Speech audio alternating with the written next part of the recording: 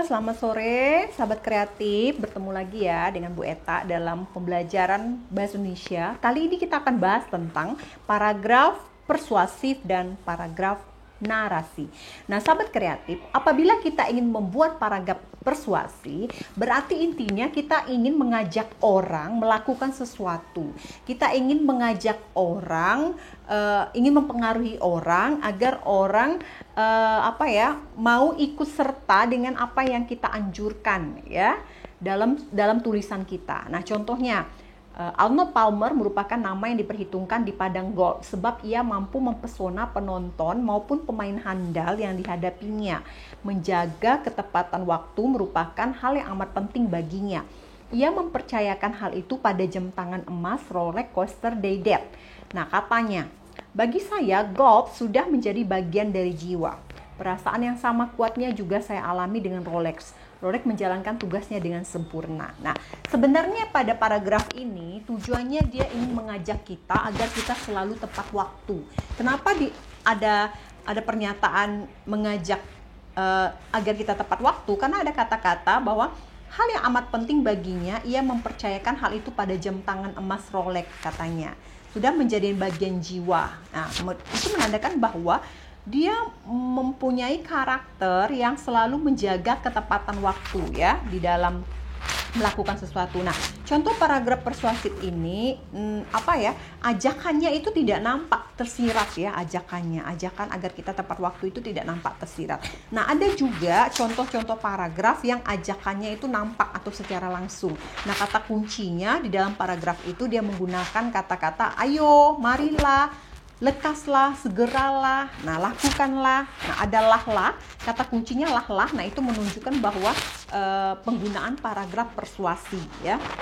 Kemudian yang kedua, narasi. Nah, kalau kita membuat paragraf narasi, tentunya kita harus mengetahui terlebih dahulu apakah kita ingin membuat narasi yang berbentuk fiksi, khayalan, atau non-fiksi. Non-fiksi adalah narasi cerita yang berbentuk autobiografi, cerita tentang kisah kita sendiri, dan biografi, cerita kisah tentang orang lain, tapi ini bentuknya non-fiksi ya.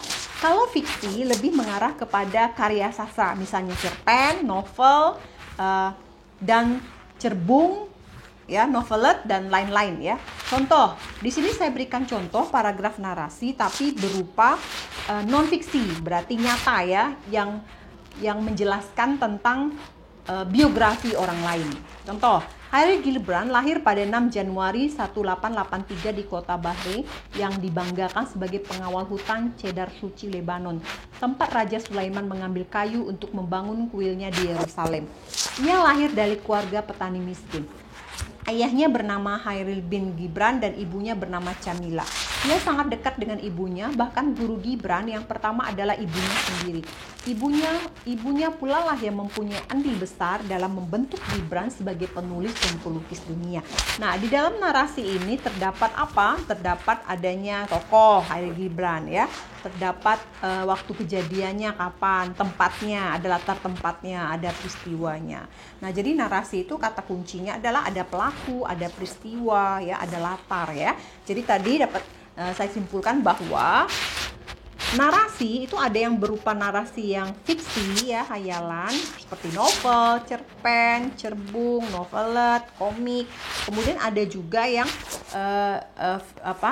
narasi yang berbentuk non-fiksi. Non-fiksi itu berarti nyata, misalnya autobiografi, kisah hidup kita sendiri ya. Misalnya saya lahir di desa ini pada tanggal sekian-sekian. Nah, itu berarti kita menceritakan tentang diri kita. Itu disebut autobiografi. Apabila kita menceritakan orang lain disebut biografi. Nah, sahabat kreatif, sampai di sini dulu ya. Nah, silakan apabila kalian ingin membuat karangan yang berjenis persuasi, nah kata kuncinya kalian menggunakan kata kunci yang ajakan ya, lah tadi, ayolah, segeralah, marilah. Tapi apabila kalian ingin membuat karangan berjenis narasi, kalian bisa pilih apakah narasi fiksi berupa novel, cerpen, apakah narasi non-fiksi berupa autobiografi atau biografi. Nah, demikian dulu ya sahabat kreatif. Sampai jumpa. Selamat sore, salam sehat, selalu semangat.